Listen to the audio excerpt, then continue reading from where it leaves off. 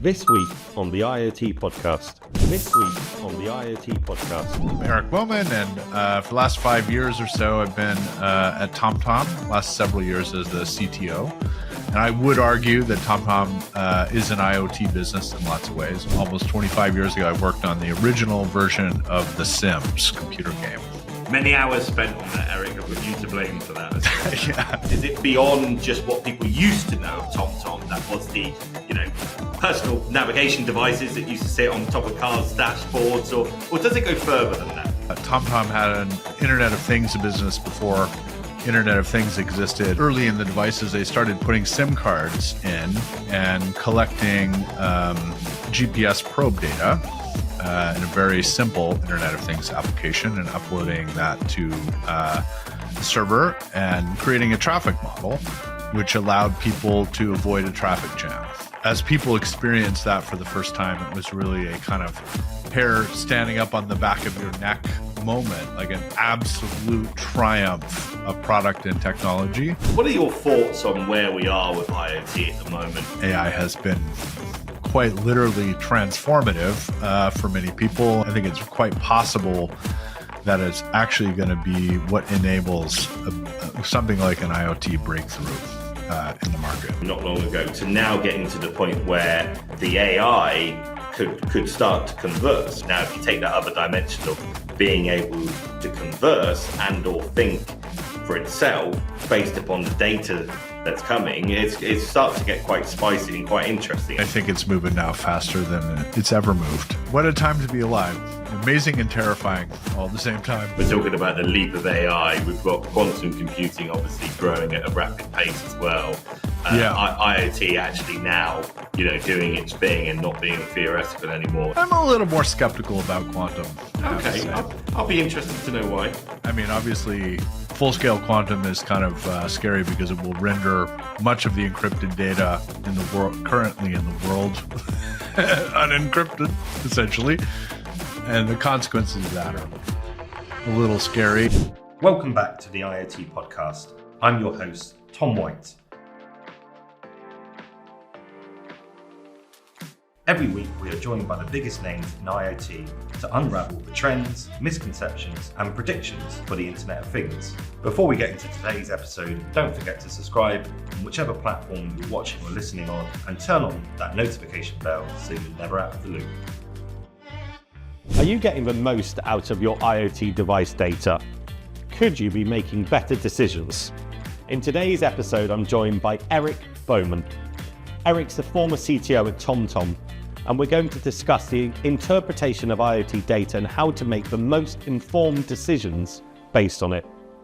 We'll also explore the skills needed for IoT development and the challenges faced for this year as we see further convergence with different technologies, including AI and quantum. Let's get into it. Eric, hello. Welcome to the IoT Podcast. Hello, Tom. Thanks for having me. Thank you for coming on. We were saying just backstage, actually, I think this is the first time we've ever had anyone on the show that's not directly, and you'll probably argue this slightly with me, but directly been involved or on the tin from an IoT perspective. But clearly your background and where you've been is very, very impressive. And we're delighted to have you here. So for people that don't know you, Eric, could you give us a quick intro on who you are and how you got into this world? Sure. Thanks. Yeah. And I think that can only mean that IoT is breaking into the mainstream now. Yes. Yeah. Finally. No. I'm Eric Bowman, and for the last 5 years or so, I've been at TomTom, last several years as the CTO. And I would argue that TomTom is an IoT business in lots of ways, and we can maybe talk about that more. But it's also, like any business, really focused on delighting customers with amazing experiences, which is the only place I ever really want to work. Before that, I worked at Zalando, which is a fashion e-commerce company based in Berlin, and was the first VP engineering there, and oversaw a significant kind of cultural and architectural and leadership transformation that was called radical agility. And that helped kind of around the time they went public, helped position the company, I think, really to be more like a tech company than just a retailer. In the past, I've worked for other e-commerce companies and Telco3 in the UK and a startup in California. And a long time ago, like almost 25 years ago, I worked on the original version of The Sims computer game. Oh, wow. Many hours spent on that, Eric. I've got you to blame for that. Yeah. Well, as the time goes on, it's less about angry parents complaining about what I did to their children and more about people saying, hey, thanks for what you did to me. So that's kind of nice. Yeah. Did you come up with the language by any chance that the Sims used to speak? No, I did not. But I did implement the cheat system, and Rosebud was one of the cheats I introduced. Okay, cool. Well, thank you very much for joining us on the show. It's great to have you here. Clearly a fantastic background. So I want to delve into that a little bit, actually, about your most recent experience at TomTom, and that's obviously where I've known you. Why would you argue that TomTom was an IoT business? Is it beyond just what people used to know of TomTom? That was the, personal navigation devices that used to sit on top of cars' dashboards, or does it go further than that? Yeah, well, I think it certainly starts there. It does go a bit further. The way that I described it really was that TomTom had an Internet of Things business before Internet of Things existed, and they had a flywheel business before people really talked about flywheel businesses. And I think one of the things that really attracted me about what they were doing was how clever all of that was. And in their original devices, or at least early in the devices, they started putting SIM cards in and collecting GPS probe data in a very simple Internet of Things application and uploading that to the server and creating a traffic model, which allowed people to avoid a traffic jam. And I think, as people experienced that for the first time, it was really a kind of hair standing up on the back of your neck moment, like an absolute triumph of product and technology, which led to, tremendous word of mouth spread and huge growth for the company. And of course, that as they sold more of those devices, that data flow, the breadth of it and the depth increased. And so the product improved by adding more customers, which is a wonderful flywheel effect. And, their business is less about those devices these days. They're more of a kind of a B2B business. They do a lot of business with automotive, but they continue to collect that same data. And the traffic model has just gotten better and better and continues to be a significant challenger, if not outright better than Google's traffic model, at least in my view. Yeah, absolutely. I think I won't touch on the last comment, but I think a lot of businesses struggle to know what to do with this data, right? Obviously, IoT devices by their very nature collecting and harvesting data, but it's the interpretation of that and the decisions that can be made from the interpretation of that data, which is so important. And I would imagine a business like TomTom is collecting so much data at all times. What decisions are or have been impacted from the collection of that data that TomTom have used on an enterprise level? Well, yeah, so you're right about how challenging it is kind of at every layer of the stack. And that has really slowed things down, I think, for a lot of the opportunity that we see out in the market. On a good day, TomTom is somewhere in the 600 to 900 million connected vehicles, which is a ton of data. And increasingly, that data becomes more rich because of another Internet of Things application out there, which is ADAS cameras, where there's a camera that's doing kind of onboard tagging of what the camera is seeing to see signs and lanes and things like that. So that data becomes richer. Ultimately, what becomes possible, and I think what TomTom's really kind of long-term and even maybe medium-term strategy is to use that data to create a much better, much fresher and higher quality map based on those data streams that are individually quite rudimentary, but at scale, there's a ton of richness there. But it is a significant technical challenge, algorithmic challenge, to figure out how to get all of the insights out of it. And, the necessary infrastructure is complicated. And while some of the use cases, the data doesn't have to be fresh or very fresh, certainly for a live traffic model, it really needs to be extremely fresh within, minutes to be useful. And so every single part of that challenge is pretty difficult. But, it's,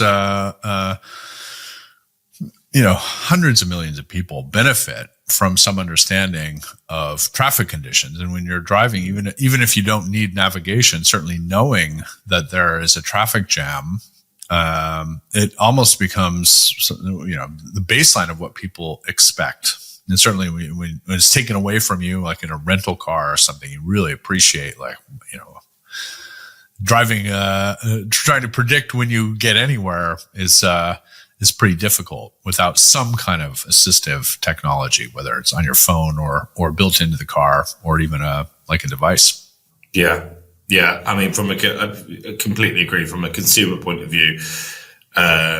You really are lost without it, right? I actually remember, one of the early instances of first using satellite navigation was using TomTom's app that I had on an iPad, and using that. It was just transformative for me. Being able to be. Prior to that, you used to print off the Google things on a piece of paper and then somehow try and work it out. So before that, MapQuest. Yeah. And before that, a map, right? And usually you'd have it upside down. So I remember that fondly. Being in your position, obviously, as a CTO for a technology company, there's a lot of people that watch our podcast that may not be in a similar position, but may have aspirations to reach those kind of ranks within an organization. What kind of skills would you say that people would need to possess to work in a business that's involved in IoT that may be in demand in 2024? Yeah, I think, I get a similar question pretty often. How do you get to do this? And I guess the first question you should ask yourself is, do you really want to do this? Because it's a very different job than being like a software engineer or a data engineer. And it is a mixed bag. But I would say that, all of the experience. So I worked as an individual contributor into my 40s before I got into management. And I'm quite happy that I remained working as an engineer as long as I did, because it takes time with technology to go deep enough to build up the kind of intuition that you need to really be an effective technology executive, whether in IoT or otherwise. And, I think the part that I would caution people about is, and what people don't understand is that at a very senior level, the amount of task switching and context switching that you have to do through a day is pretty exhausting and pretty challenging, and not everyone can do it. And certainly very few people can do it very, very well. And one of the things that makes it possible to exist in that is that essentially, your intuition plays a very significant role. So if you're familiar with Thinking Fast and Slow, this quite remarkable book, which written by the inventors of behavioral economics, and it really highlights a lot of cognitive biases and has a nice model for how the brain works. There's what they call System 1 and System 2, and System 1 is kind of your intuition, and System 2 is the part where you really have to stop and think. And your intuition doesn't really require much energy, and it can easily multitask, but it's easily fooled. And your System 2 is single-threaded and exhausting. And so the reason, in my view, to remain technical as long as you can is that you build up more and more intuition, or kind of System 1, which makes it possible to more safely task switch between the 40 different things that people put on your plate in a given day as a CTO, where you have to understand it enough, both in technology terms and in human terms, to understand what's going on, and when people need guidance, to give it to them, but also avoid giving too much guidance. You got to really create the conditions where people are figuring out for themselves what's the right thing to do. And then, of course, the other element is really, it's good to understand people. And for that, it's important to step out of the technology domain somehow. And, I think for me personally, having a family helped me to be, I think, a bit more understanding of people. But I also like to read fiction and even poetry sometimes. Science fiction is also a wonderful source for people to really understand what makes people tick. Because at the end of the day, it's about applying people and technology, whether in IoT or anything that's based in technology, to really understand the problems that people have and how we're going to organize ourselves to solve them using technology. Very well articulated. Yeah, I think one of the things that I love about the technology industry, which resonates in what you said there, is you can be both an individual contributor and do very, very well at that, or you can take the step into management, and also time isn't necessarily a precursor for impact. So people can be very, very good at what they do by having an affinity with the code or an affinity with the technological aspects, and other things you can learn and other things you can bolt on. But it isn't for everyone, right? So I think the phrase "be careful what you wish for" is quite a poignant one, I think. Yeah, and very often, you don't really know what you're getting into until it's too late. I've been incredibly fortunate in my career that I've very rarely ended up in a situation where I was working on something that I didn't love. And I think that would be the other piece of advice that I would give, to people, is that finding something that you love and then doing that for 10 years and really, assuming that mastering that is important to you, and it's perfectly fine to kind of work to live, as opposed to live to work. But if you really want to master something, then the difference between loving it and not loving it is night and day in terms of how, getting up every day and trying to improve yourself can be a joy or it can be a nightmare. Well, they say 10,000 hours to master something, right? So you better love it in order to spend 10,000 hours of it. Or as soon as you have kids, you realize 10,000 hours goes by pretty quickly. Yeah. Feels like an afternoon, probably. Yeah. Thank you, Eric. So moving on a little bit more into IoT development specifically. So last year, we obviously saw lots of developments in IoT and a convergence really of various technological advancements, from edge computing to AI, major cloud providers expanding services, and of course the EU Data Act. What are your thoughts on where we are with IoT at the moment, and both the convergence and coalition of different technologies happening at the same time? Pretty interesting time to be involved in tech, I would imagine. Agreed. Yeah, of course, the last year in terms of large language models and generative AI has been quite literally transformative for many people, and there are amazing things about it and less amazing things about it. And it's not clear how all this is going to shake out, but it has shaken big tech. It has shaken the foundations of every industry, as well as the labor market. And exactly what it means for IoT, I think, is a really interesting question and challenge. And I think it's quite possible that it's actually going to be what enables something like an IoT breakthrough in the market.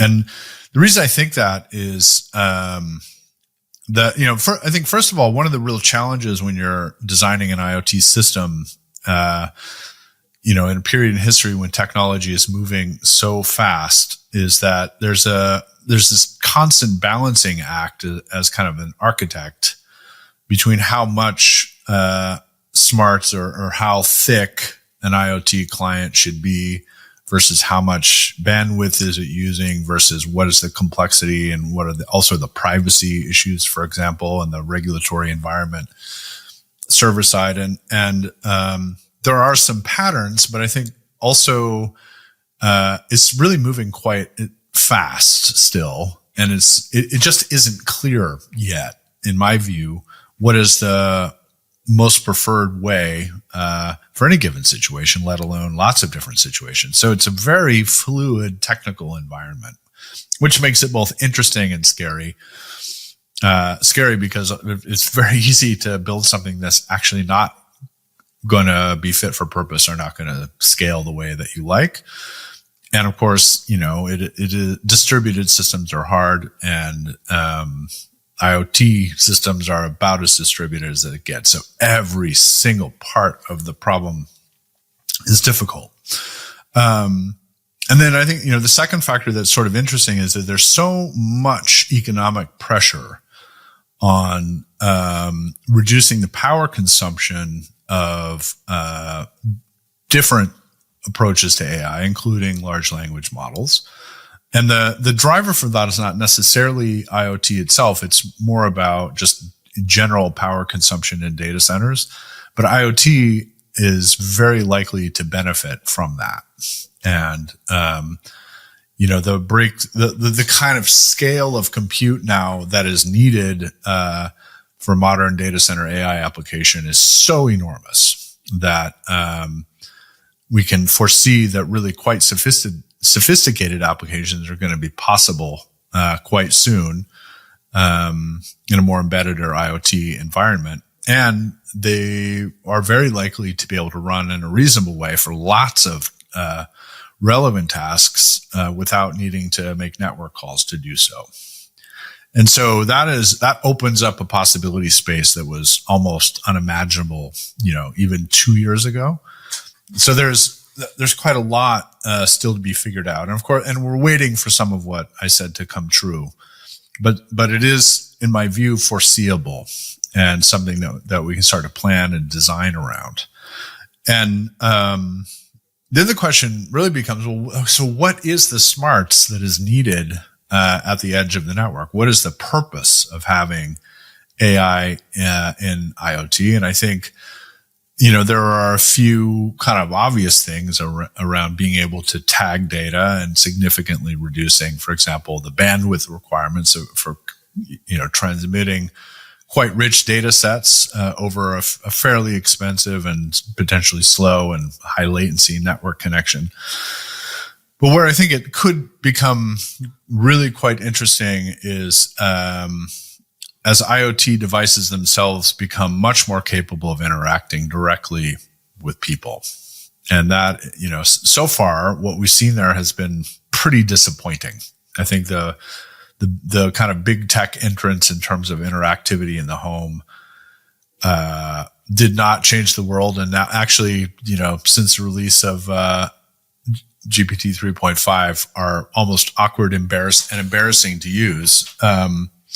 But as that changes, I think there's a bunch of applications that become possible. And, I go back to, I can't remember what it's called, but Amazon had this thing where, if you liked some particular detergent, they'd give you basically a big red button to press when you wanted to order that detergent. I remember. Which is, I'm sorry, doesn't strike me as like a total winner of a product, but they're experimenting and seeing what works. But they were trying to solve a real problem there. And, I think those kinds of problems, are going to become solvable. And the combination of IoT and AI in particular, and as very small devices become capable of interacting with us and also maintaining some understanding of our identity, there will emerge a level of convenience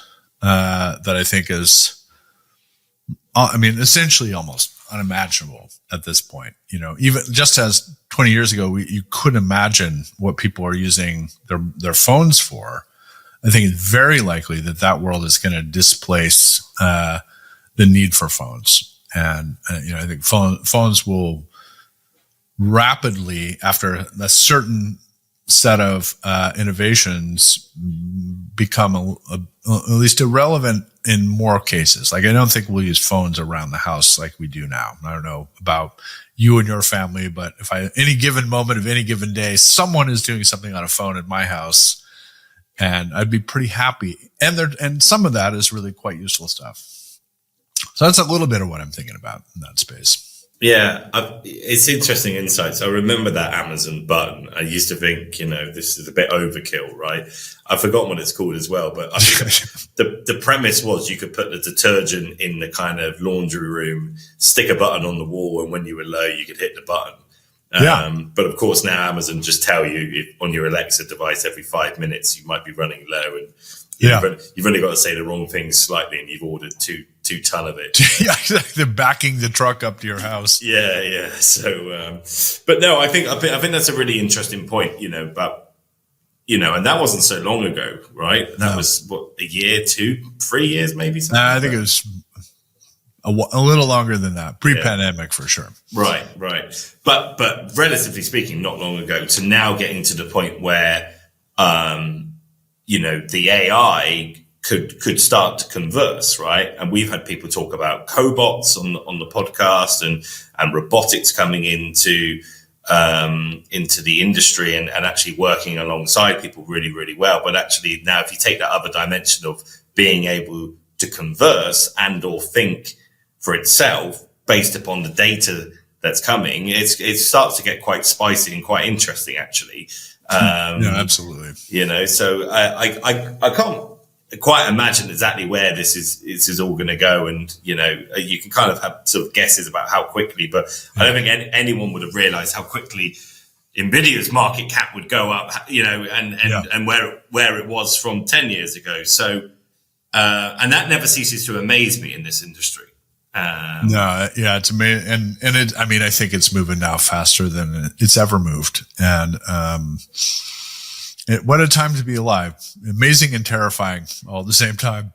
Yeah, just gotta hope it's slightly more amazing than terrifying. Yeah. I think So it's an interesting point to talk there about the interaction and the typical use cases for that. So one that we were involved with as a business many years ago, and that people should do well to remember, is actually in care. So when you have people who, maybe at home, or they're not getting regular visits, or, they're quite the elderly, actually this IoT and these sensors and the ability to interact with those people and to provide them some level of comfort, right, when they're spending the vast majority of time alone, is actually a really, really feel-good factor. And I think, that's some of the great things that we have about the technology that go beyond, say, the commercial gain of being able to sell more washing detergent, right?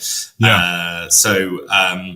I can't wait to see this improve, and I think we're going to make terrific strides, very, very quickly when we're talking about at the edge and things like tiny ML, and what that's doing to devices right now, right?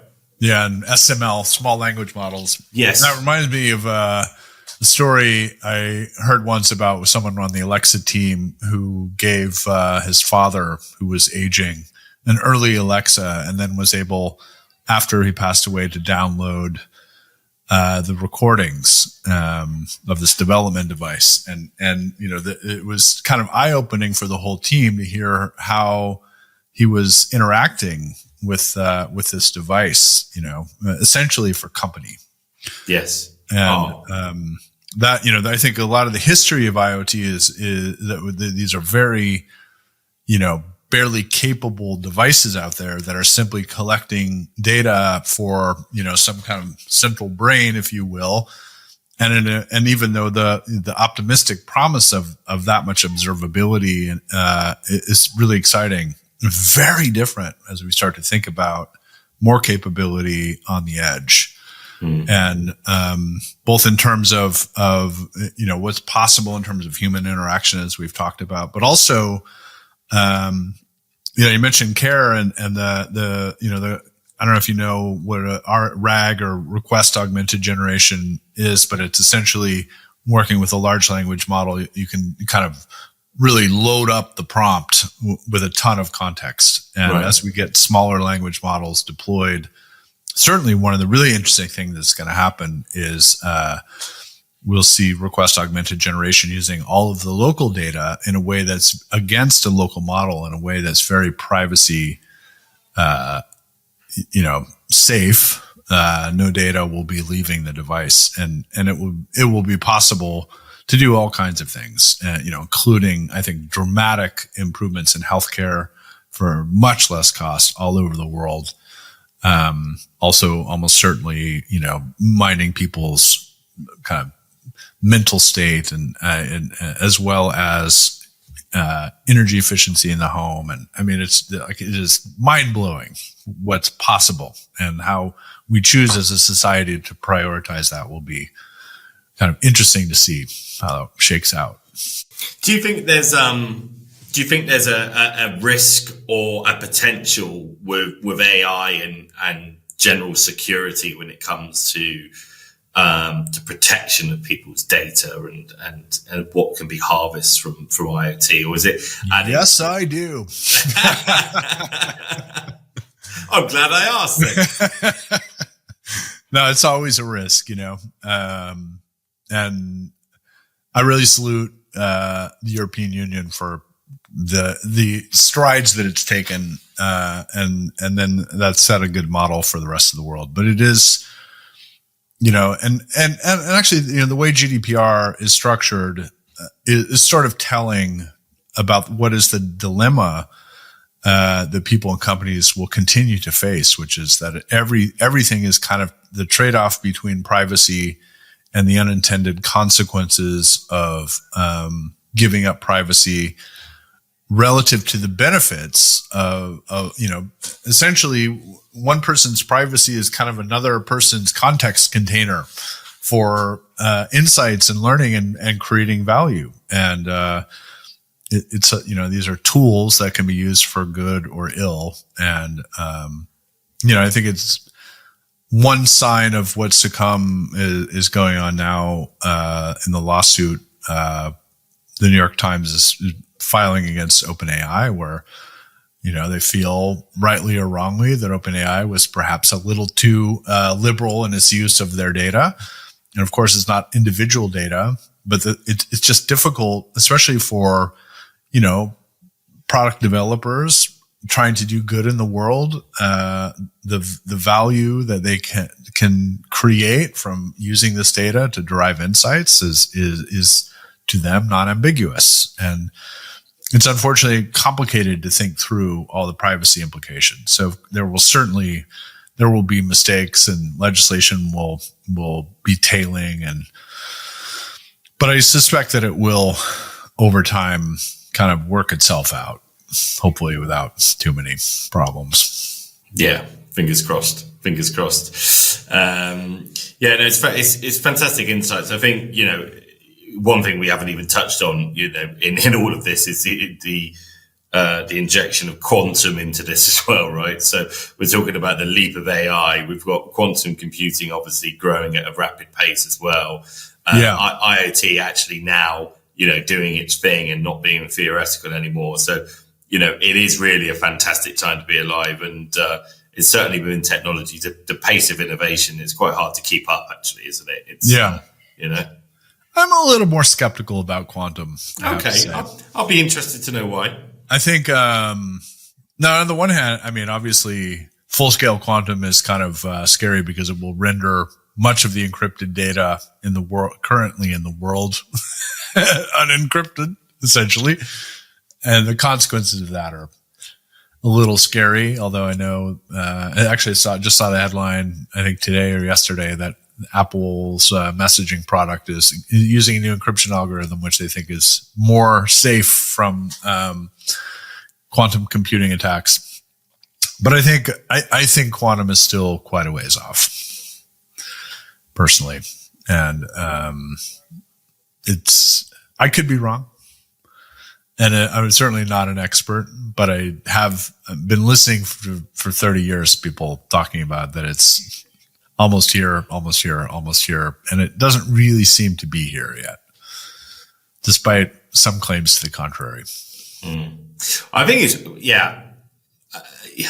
I think I agree with you in the sense of the fundamental shift from binary on and off to being the same time in a super state, and that whole reworking of everything that we ever knew and were trained about how a system works.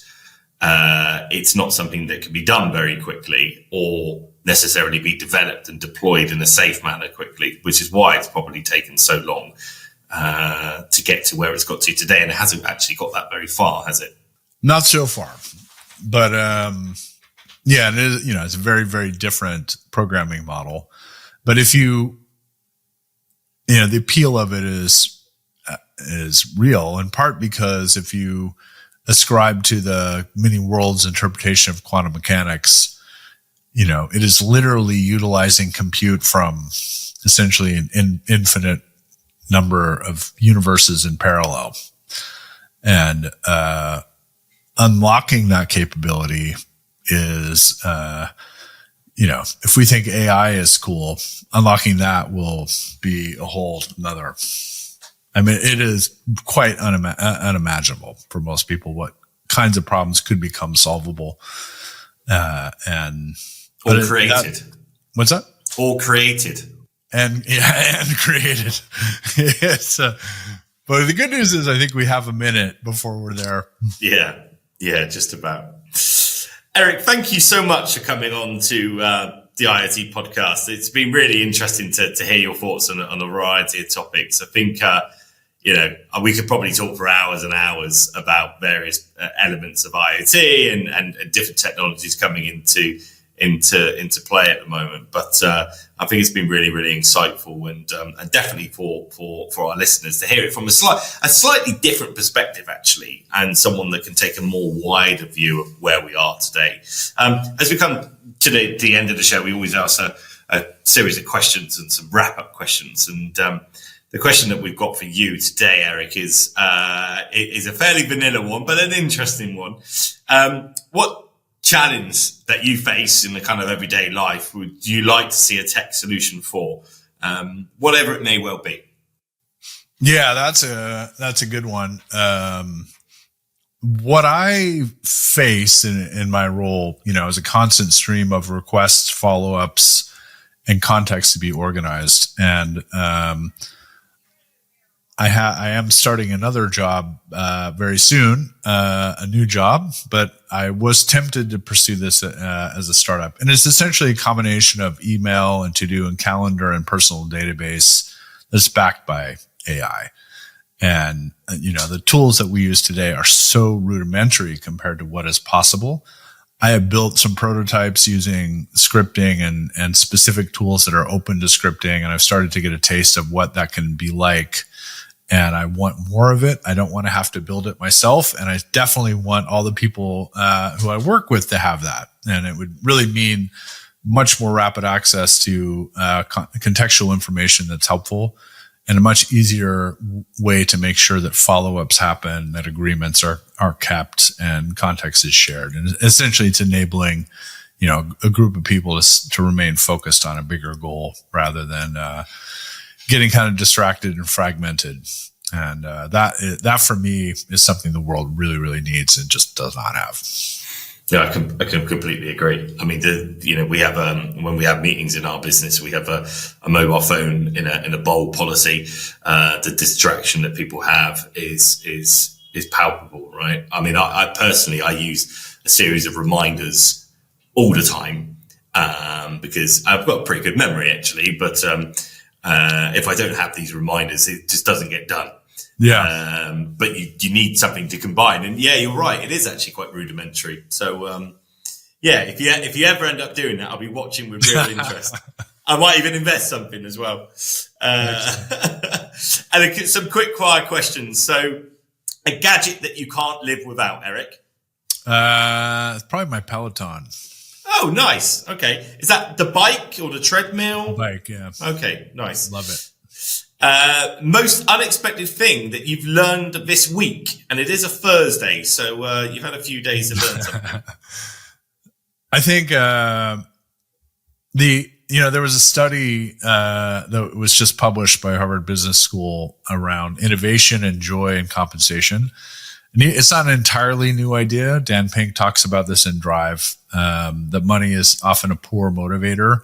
But this study, which they did using people contributing to GitHub, was incredibly comprehensive and absolutely conclusive that people are much more innovative and creative when they're motivated by some kind of internal sense of joy than any amount of money. And even though I wouldn't say I didn't know that, I did know about the study, and it really kind of, made me happy. It reminds me of a book by Ken Blanchard. I think it's Gung Ho, where he uses Albert Einstein's theory of relativity to say enthusiasm is motivation and cash combined. I think it is something like that, right? Yeah. So it's joy. Cash and congratulations. So it's a similar type of topic, actually. So yeah, big fan of Ken Blanchard. Yes, very good. Yeah, very good. Yeah, 1 Minute Manager, great book. And something that you're passionate about outside of work, Eric. I think that would have to be my family. Certainly, the pandemic brought us together in a way. Honestly, when it started, I was worried we were all going to kill each other. And it allowed me to connect with my kids and my wife in a way that hadn't previously, and that has been really become quite a passion. It's amazing to see that develop, and the something about family and the bonds that in the modern world, especially coming from the U.S. as I do, it's very often minimized, and yet a lot of research has shown that those kind of connections are key to happiness. And I think as boring as that actually may be in a way, that's what I'm most passionate about at this point. Oh, it's incredibly heartfelt and lovely, and what a way to end the show. Eric, thank you so much for coming on to the IoT Thanks, podcast. Tom. It's a real pleasure.